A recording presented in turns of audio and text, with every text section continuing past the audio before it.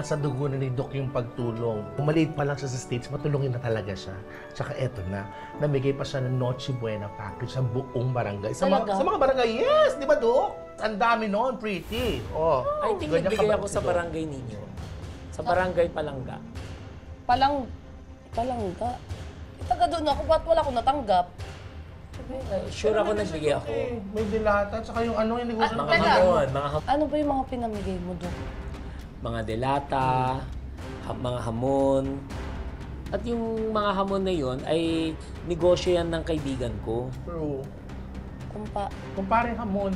Yun ang pinabigay ni Doc. Kumparing hamon. Wait, parang may nakita ako nung pa-search nga ako, wala akong cellphone eh. Oh. Negosyo ng friend na yun. Doc, eto ba yan? Oo. Hindi ka nakatanggap?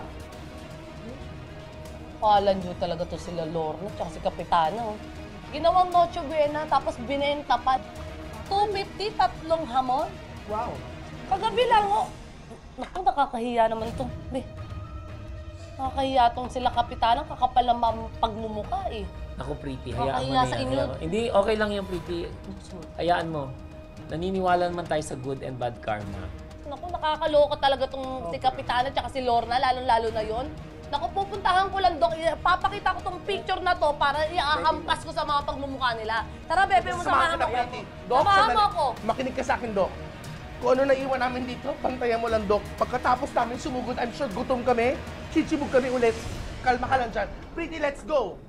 Mga hayop na yun.